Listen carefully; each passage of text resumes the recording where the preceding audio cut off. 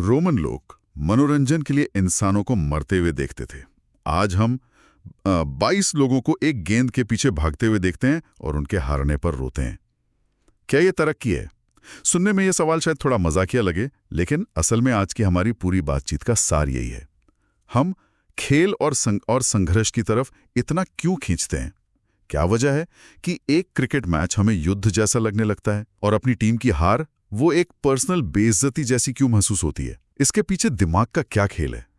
क्या इसकी जड़ें हमारे विकास में छिपी हैं? तो आज हम इसी गुत्थी को सुलझाने की कोशिश करेंगे। हमारे पास दो बहुत ही दिलचस्प लेख हैं। एक तो ये बताता है कि इंसानी दिमाग को खेल की इतनी तलब क्यों होती है, और दूसरा इंसानी लड़ाई झगड़े के पीछे की जो न्यूरोकेमिस्ट्री है और जो विकास की कहानी है उस पर रोशनी डालता है। तो आज का हमारा मिशन है हमारे दिमाग की उस पुरानी वायरिंग को समझना, वो वायरिंग जो हमें अपनी टीम के लिए ऐसे चीखने पर मजबूर करती है जैसे सच में हमारी जिंदगी दांव पर लगी हो। चलिए इसे खोलकर समझते हैं। तो शुरुआत करते हैं प्राचीन रोम से। जैसा मैंने शुरू में कहा, उनका मनोरंजन आज के हिसाब से देखें तो बहुत ही भयानक था। ग्लैडिएटर की लड़ाइयाँ, सार्वजनिक फांसी जो एक तमाशे की तरह होती थी। मैंने तो ये भी पढ़ा कि वो कभी-कभी पूरे स्टेडियम में पानी भरकर नकली समुद्री लड़ाइयाँ करवाते थे। उन्हें नौमाछिया कहते थे। सोचिए जरा, ये उनका प्राइम टाइम एंटरटेनमेंट था। पर सवाल ये है कि कोई ये सब क्यों देखेगा? ये सवाल बिल्कुल सही है और इसका जवाब हमारे विकास की कहानी में छिपा है। लाखों सालों तक इंसानी जीवन का मतलब ही संघर्ष था। शिकार करना, अपने इलाके की रक्षा करना और समाज में अपना रुतबा बनाने के लिए होड़ करना। उस माहौल में जीतना सिर्फ एक स्कोरबोर्ड पर नंबर नहीं था। जीतने का मतलब था जिंदा रहना। अच्छा। बेहतर खाना मिलना, ज्यादा सम्मान पाना और यहाँ तक कि साथी चुनने में भी आपको बढ़त मिलती थी। तो आप ये कह रही हैं कि ये कोई दिमागी खराबी नहीं थी कि उन्हें खून खराबा देखने में मजा आता था, बल्कि ये हमारे सर्वाइवल की प्रोग्रामिंग का एक हिस्सा था। बिल्कुल। विकास ने उन दिमागों को प्राथमिकता दी, उन्हें पुरस्कृत किया जिन्हें इस तरह की प्रतिस्पर्धा में एक तरह का रोमांच महसूस होता था। हमारे दिमाग का जो इनाम तंत्र है, यानी रिवॉर्ड सिस्टम, वो डोपामाइन और एड्रेनलिन जैसे केमिकल रिलीज करता है जब हम किसी को जीतते या हारते हुए देखते हैं। ये दिमाग को बताता है कि हाँ, ये जरूरी है, इस पर ध्यान दो। इसलिए अपनी टीम को जीतते हुए देखना वो हमारे दिमाग को सचमुच में अच्छा महसूस कराता है।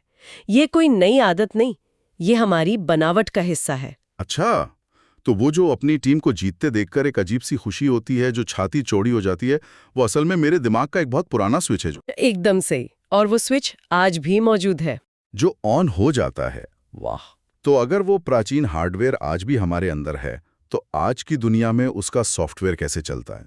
मुझे लगता है यहीं पर आधुनिक खेल वो तस्वीर में आते हैं। मतलब समाज ने कहा होगा, ठीक है, शायद हर हफ्ते एक दूसरे को मारना ठीक नहीं है, तो हमने उन पुरानी इच्छाओं को निकालने के लिए सुरक्षित रास्ते बना लिए हैं। क्या खेल एक सुरक्षित युद्ध है वाली थियरी यहीं से आती है? आपने बिल्कुल सही पकड़ा। खेल उन्हीं प्राचीन इच्छाओं का एक सभ्य और नियंत्रित रूप है। चाहे वो भारत पाकिस्तान का क्रिकेट मैच हो, या फुटबॉल में मैनचेस्टर यूनाइटेड और लिवरपूल की दुश्मनी हो, या फिर आजकल तो ऑनलाइन गेमिंग का कोई बड़ा टूर्नामेंट, ये सब उसी पुराने संघर्ष का नया रूप है। आपके एक स्रोत में ये बात बहुत खूबसूरती से कही गई है। खेल असल में नियमों के साथ लड़े जाने वाले युद्ध हैं। वही एड्रेनलिन, वही कबीलावाद, बस तलवारें नहीं है। यहाँ पर जो बात मुझे सबसे ज्यादा चौंकाती है वो ये है कि क्या हमारा दिमाग सच में इन दोनों में फर्क नहीं कर पाता? ये सबसे आकर्षक हिस्सा है। दिमाग के लिए असली और नकली संघर्ष में बहुत कम फर्क है।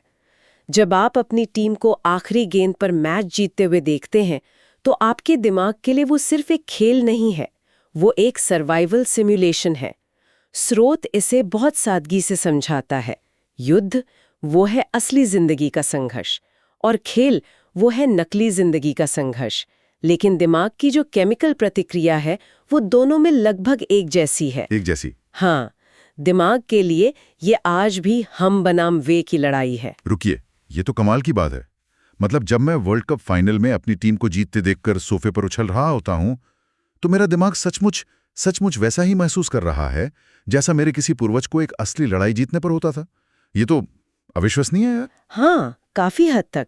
पैमाने में अंतर हो सकता है, लेकिन जो न्यूरोकेमिकल प्रक्रिया है वो बहुत मिलती जुलती है। ठीक है, तो हमने मंच तैयार कर लिया है। खेल एक सुरक्षित युद्ध है, लेकिन पर्दे के पीछे हमारे दिमाग में असल में क्या केमिकल लोचा चल रहा होता है जब हमारी टीम जीतती है या हारती है? जब आपकी टीम जीतती है तो दिमाग में समझिए जश्न मनता है।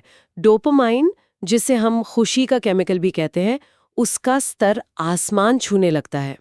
यही केमिकल हमें तब अच्छा महसूस कराता है जब हम अच्छा खाना खाते हैं या कोई लक्ष्य पूरा करते हैं। अच्छा। और इसके साथ ही टेस्टोस्टेरोन, जो वर्चस्व और आत्मविश्वास से जुड़ा हार्मोन है, वो भी बढ़ जाता है।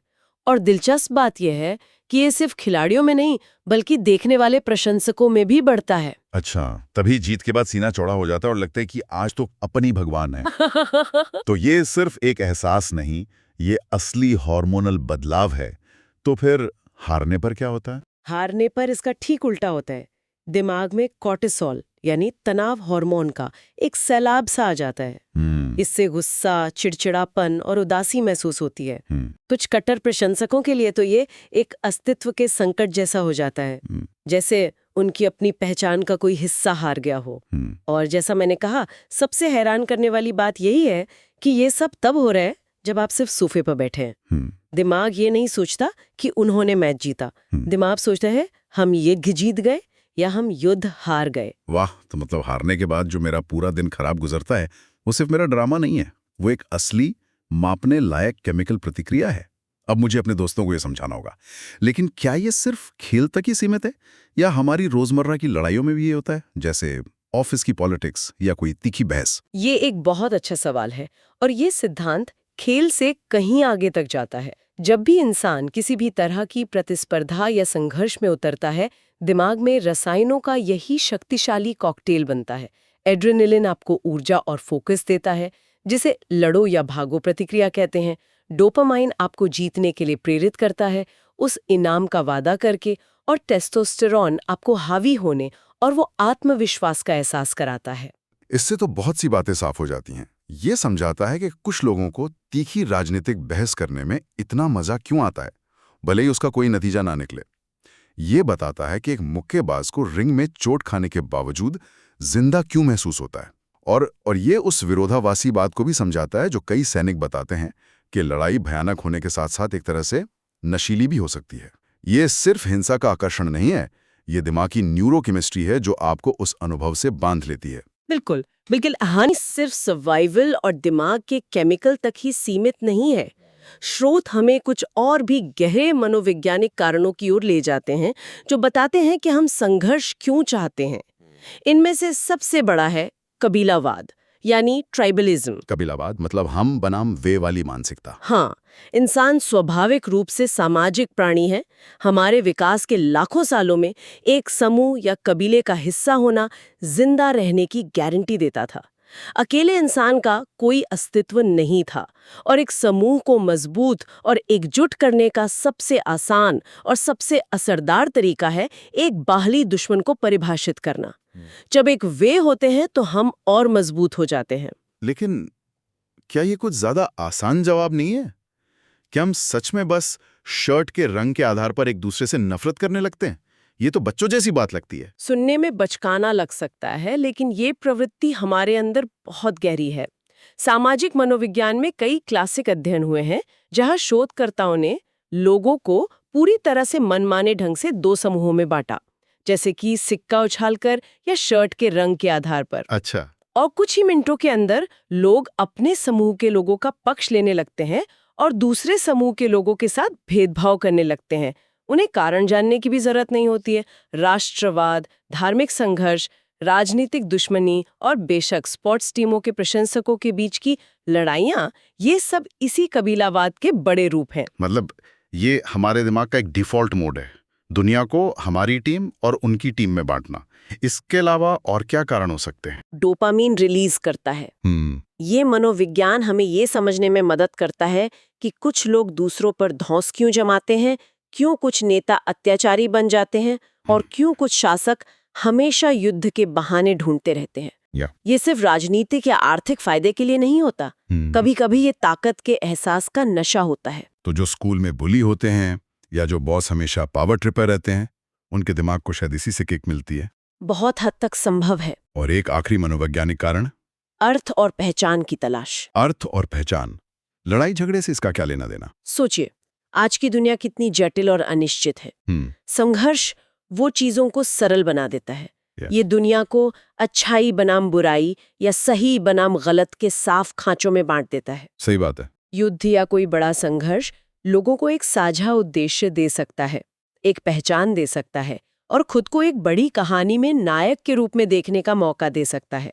ये मनोवैज्ञानिक रूप से बहुत आरामदायक हो सकता है, भले ही असलियत इससे कहीं ज्यादा जटिल और धुंधली हो। बिल्कुल सही। जब दुनिया बहुत उलझी भी लगे तो हम अच्छे वो बुरे वाली कहानी समझना बहुत आसान होता है। ये एक तरह का मेंटल शॉर्टकट है। तो अगर मैं आज की पूरी बातचीत का सार निकालूं तो हमने देखा कि हमारा दिमाग प्रतिस्पर्धा के लिए बना है। ये उस जमाने की निशानी है जब लड़ने का मतलब जिंदा रहना था। हाँ, और हमने ये भी देखा कि कैसे आधुनिक खेल, राजनीतिक रैलियां या यहाँ तक कि ऑनलाइन कमेंट सेक्शन की लड़ाइयां भी उन्हीं पुरानी इच्छाओं को निकालने के लिए एक आउटलेट का काम करती हैं। ये हमें डोपामाइन और एड्रेनलिन का वही केमिकल इनाम देती हैं जो हमारे पूर्वजों को एक सफल शिकार या लड़ाई के बाद मिलता था। और ये सिर्फ एक दिमागी खेल या सिमुलेशन नहीं है, ये हमारी पहचान की जरूरत से जुड़ा है। एक कबीला, एक टीम, एक देश का हिस्सा होने की जरूरत है। ये शक्ति और नियंत्रण की हमारी गहरी इच्छा से जुड़ा है। और आखिर में ये एक जटिल दुनिया में सरल अर्थ और उद्देश्य खोजने की हमारी कोशिश से भी जुड़ा है। बिल्कुल। तो रोमन अखाड़ों से लेके आज के क्रिकेट स्टेडियमों और ट्विटर की टाइमलाइन तक मंच बदल गया है, हथियार बदल गए हैं, तकनीक बदल गई है, लेकिन जो नाटक चल रहा है वो काफी हद तक वही है। हम बनाम वे का नाटक, ये हमें हमारे स्रोतों पर आधारित एक अंतिम विचार की ओर ले जाता है जिस पर मंथन किया जा सकता है। और वो विचारोत्तेजक प्रश्न ये है, तो क्या इंसान खेल इसलिए पसंद करता है क्योंकि वो मजेदार होते हैं, या इसलिए कि हमारे दिमाग को कहीं ना कहीं अब भी युद्ध की कमी महसूस होती है?